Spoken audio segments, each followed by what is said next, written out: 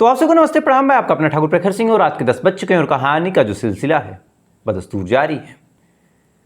राजस्थान के बीकानेर में एक जगह लगती है अनूपगढ़, और इसी अनूपगढ़ में एक जगह और है घड़साना, और इसी घड़साना में एक सिंधी परिवार रहा करता था। इसी परिवार में एक शख्स जिसका नाम है नरेश, उसकी शादी हुई। शादी होने के बाद चूँकि उस घड़साना में ना ही उस हिसाब से रोजगार के साधन थे, ना ही वहाँ पे कुछ सुख सुविधा थी। इस वजह से फिर इन लोगों को लगा, खासकर नरेश को, उनकी वाइफ को, कि यहाँ पे शायद रहना ठीक नहीं होगा, रोजगार के साधन भी नहीं है, तो कहीं और चलते हैं। मियाँ बीवी ने आपस में डिस्कस किया। डिस्कस करने के बाद दोनों लोग निकलते हैं। उसके बाद छत्तरपुर में, छत्तरगढ़ कायदे से, छत्तरगढ़ में एक जगह लगती है 465 RD। इसी 465 RD के पास ये मियाँ बीबी आके रहने लगते हैं, यानी नरेश और नरेश की वाइफ। इधर बाकी परिवार गांव में, चाहे वो नरेश का भाई राजकुमार हो, चाहे उसके माँ बाप हों। वक्त धीरे धीरे आगे बढ़ता चला गया, समय धीरे धीरे आगे बढ़ा, शादी के भी कई साल गुजर गए। इधर इसी छत्तरगढ़ के 465 RD में आके ये लोग बस गए। बसने के बाद यहीं पे मेहनत मजदूरी की। मेहनत मजदूरी करने के बाद दोनों मियाँ बीवी अपने उज्जवल भविष्य के लिए कुछ पैसे इकट्ठा करते हैं। तमाम चीज़ें जैसे तैसे करके ठीक चलती हैं। लेकिन इसी दौरान, इसी 5 अप्रैल की बात है, अभी जो यही 5 अप्रैल बीता, अचानक से जो नरेश सिंधी है उसकी कुछ तबीयत खराब होती है। अब उसकी तबीयत खराब हुई। तबीयत खराब होने के बाद शाम को वो छत पे जाता है। जाने के बाद इधर जो बीबी है नीचे खाना बना रही थी। खाना बनाने के बाद अब आवाज़ लगाती है कि आइए खाना खा लीजिए। अब जब आवाज़ लगाई और ऊपर से पति ने कोई रिस्पांस दिया नहीं, तो कुछ देर तो पहले वो इंतज़ार करते हैं। इंतज़ार करने के बाद दोबारा आवाज़ लगाती है।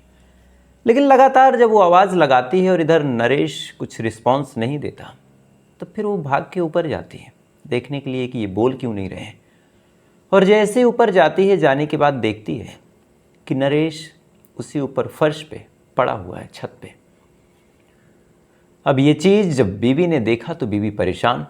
फ़ौरन उसने अपने ससुराल फ़ोन किया, अपने जेठ के पास, और बताया कि नरेश की ऐसी ऐसी हालत है और मैं क्या करूं, कुछ समझ नहीं आ रहा। ये बात जैसे ही राजकुमार ने सुनी, राजकुमार भी वहाँ पे भाग के पहुँचता है। आसपास के कुछ लोग जाते हैं। जाने के बाद उसको उठाते हैं नरेश को। तब तक पड़ोसी और ये तमाम लोग पानी के छींटे वगैरह मार रहे थे। इधर फिर राजकुमार भी पहुंचता है, अपने भाई को बुलाता है, भाई को उठाने की कोशिश करता है, उसे होश में लाने की कोशिश करता है। इसके बाद पानी वगैरह के छींटे मारे जाते हैं, उसके गालों को थपथपाया जाता है, नब्ज़ टटोली जाती है। लेकिन ये तमाम चीज़ें जब की जा रही थी और नरेश ने कुछ रिस्पॉन्स दिया नहीं, उसके बाद नरेश ने कुछ बोला भी नहीं, ना ही उसने आंखें खोली। तो फिर तमाम लोग परेशान होने के बाद नरेश को एक गाड़ी में डालते हैं। डालने के बाद भाग के एक हॉस्पिटल लेके जाते हैं। और जैसे ही हॉस्पिटल जाते हैं और डॉक्टर से कहते हैं कि डॉक्टर साहब पता नहीं क्या हो गया। डॉक्टर जैसे ही उस नरेश को चेक करता है, चेक करने के बाद फ़ौरन कह देता है कि नरेश में अब जान नहीं बाकी है।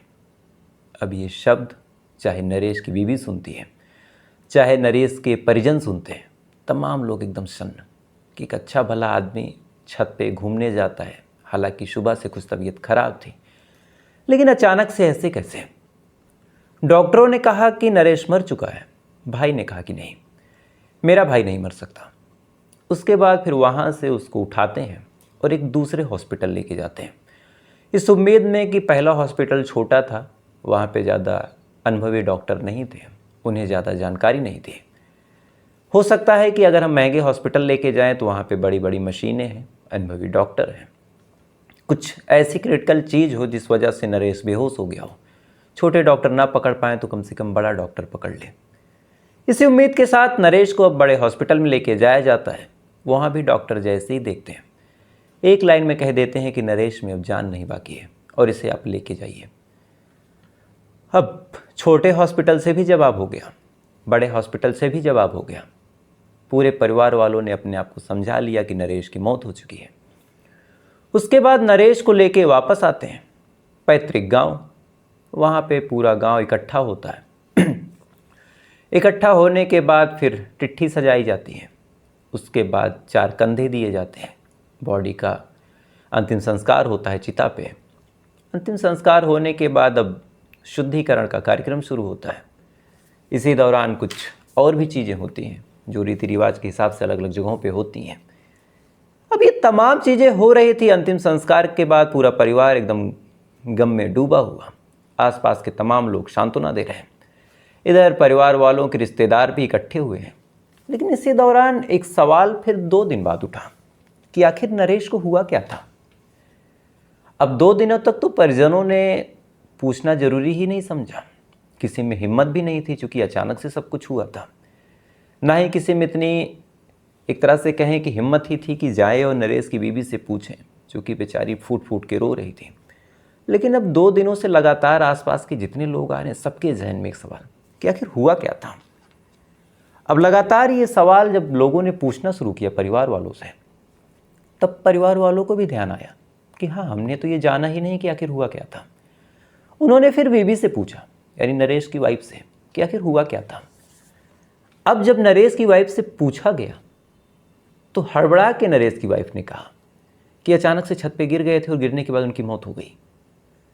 अब जिस लहजे में नरेश की वाइफ ने बोला वो लहजा बड़ा अजीब था, और इस लहजे को फ़ौरन नरेश का भाई भांप जाता है और उसे न जाने क्यों लगने लगता है कि जो नरेश की बीबी है वो कुछ ज़रूर छुपा रही है। लेकिन क्या? अब ये सवाल जब नरेश के भाई को परेशान करता है तो परेशान करने के बाद वो कर क्या सकता है।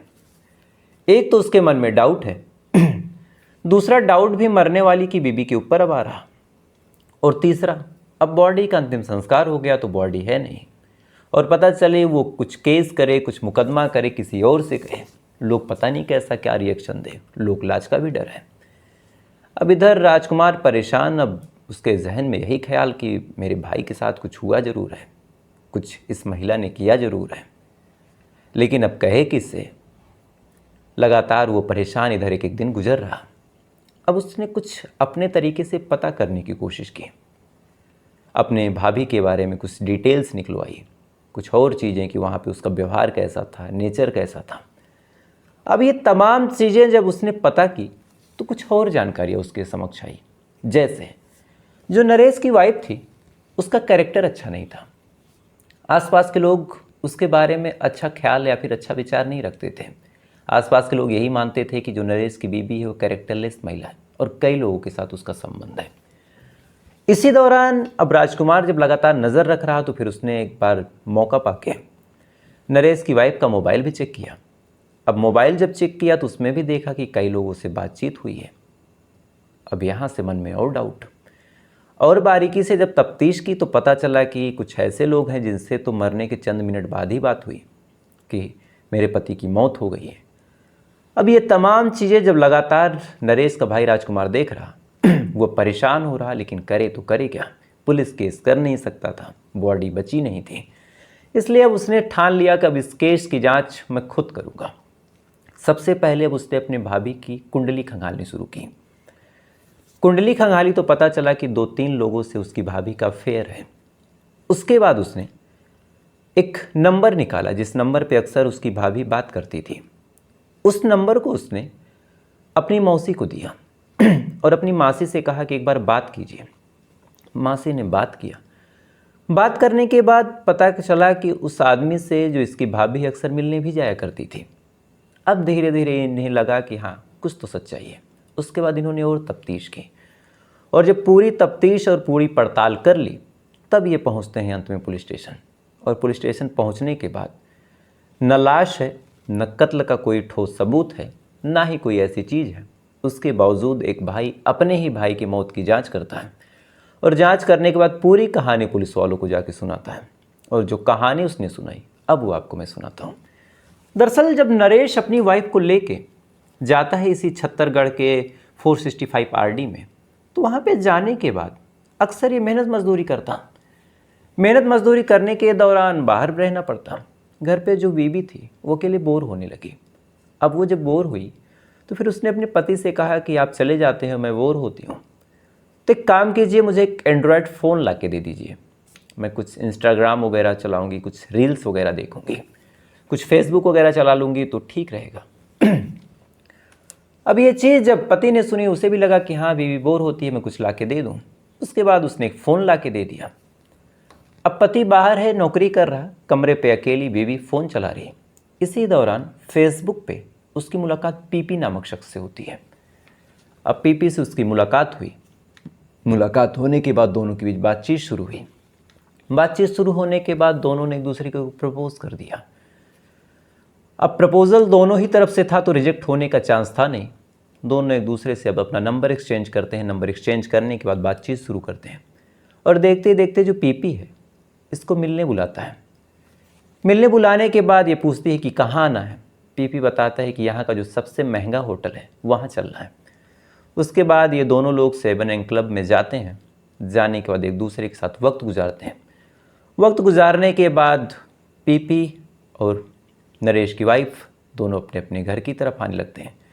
यही सिलसिला कई दिनों तक लगातार चलता रहा। अक्सर ये दोनों मिलते रहे।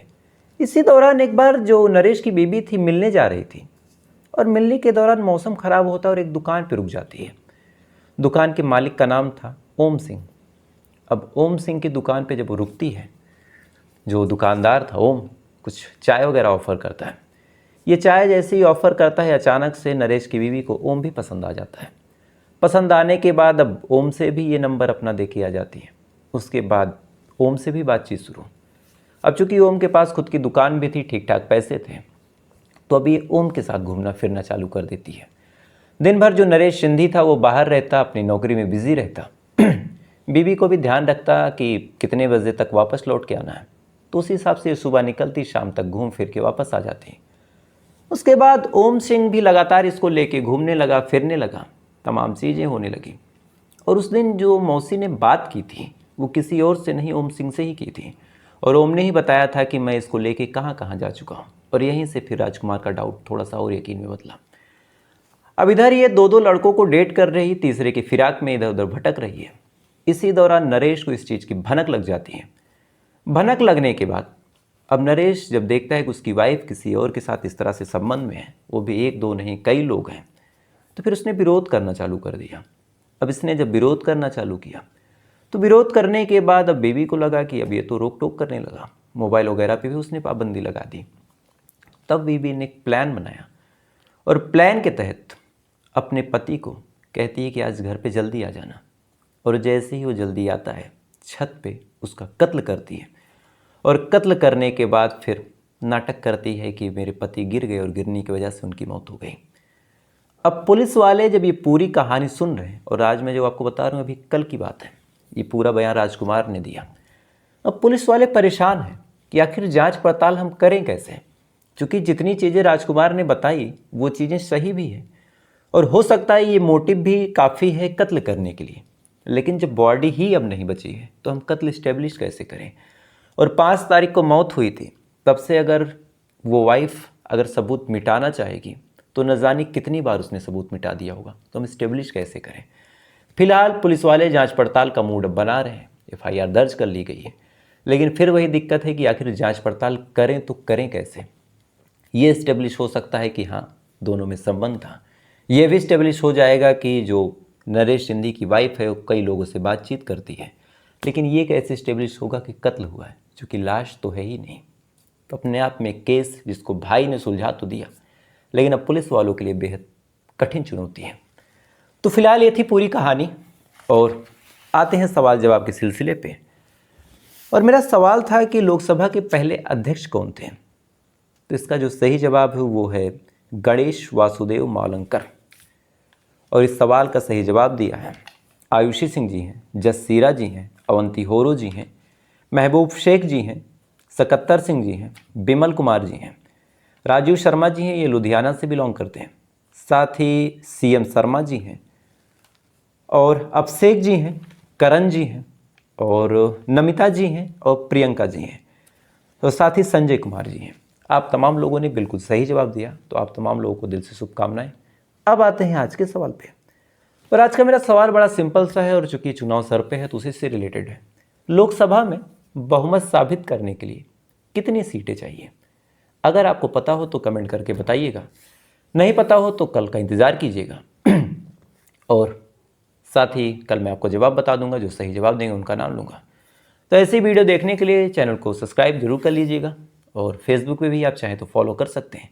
तो आपसे कल फिर मुलाकात होगी किसी दूसरी सच्ची कहानी के साथ। तब तक अच्छे रहिए, खुश रहिए, अपना ख्याल रखिए, अपने देश का ख्याल रखिए। जय हिंद, वंदे मातरम।